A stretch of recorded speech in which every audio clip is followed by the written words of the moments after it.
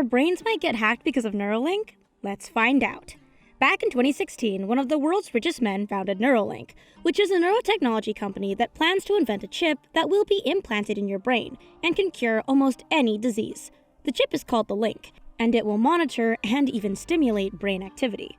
Most notably, it holds promise for the restoration of sensory and motor functions and the treatment of neurological disorders, according to Musk. Surprisingly enough, that is just one of the many claims the company has made regarding the work that Neuralink is conducting. However, as good as it may sound, things are not that easy, and there's always a negative aspect to it. So without further ado, let's look into it. Unethical animal deaths related to the experiments. At the beginning of this year, Neuralink confirmed that at least some of the 23 macaque monkeys involved in Link experiments either died from trauma or euthanization. No details were given regarding the incident, but it's still sad to hear about this. And also shocking, that chip is going in our heads too.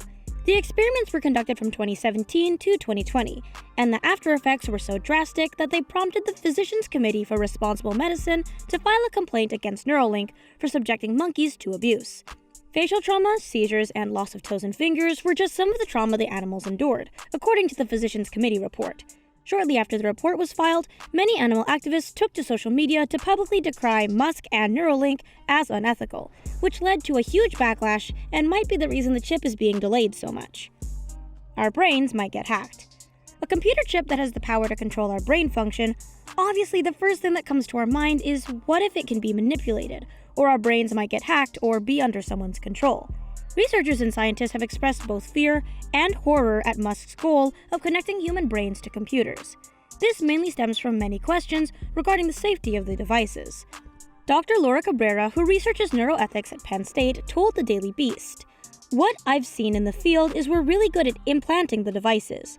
But if something goes wrong, we really don't have the technology to explant them safely without damaging the brain." Meanwhile, Dr. Johnson of SUNY Upstate questions whether the science backs Musk's vision at all. If Neuralink is claiming that they'll be able to use their device therapeutically to help disabled persons, they're overpromising because they're a long way from being able to do that, Johnson said. It might get misused. One of the most reasonable concerns includes the misuse of this technology for profit. Dr. Crayola Kretmar, assistant professor of medical history and bioethics at the University of Wisconsin-Madison, said, "I don't think there is sufficient public discourse on what the big picture implications of this kind of technology becoming available are. I worry that there's this uncomfortable marriage between a company that is for profit and these medical interventions that hopefully are there to help people." Dr. L. Sid Johnson, an associate professor in the Center for Bioethics and Humanities at SUNY Upstate Medical University, also worries that human research subjects are being exploited and used in risky research for someone else's commercial gain. Moral dilemma. Neuralink and Musk's futurist vision of the human being points towards a philosophical theory that we name liberalism, owing to John Locke in its modern form. We can retain at least two crucial ideas.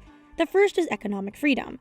Everyone has the right to have a property, and to use it as they see fit so long as they do not use it to cause damage to others. As a startup, Neuralink is Musk's property. The second idea is intellectual freedom, such as freedom of expression, and the right to develop one's ideas, beliefs, and values. In other words, the individual's responsibility is anchored in individual rights. All these aspects can be found in Neuralink in two dimensions: technological liberalism and moral liberalism. Neuralink is a startup, and as such, it seeks to achieve certain economic objectives to exist. We know AI development is an important growth area, and it is understandable that Neuralink also adheres to this mantra of liberal economy in its projects, to develop intelligent brain implants. More specifically, we can speak of technological liberalism to denote economic goals closely related to technological progress.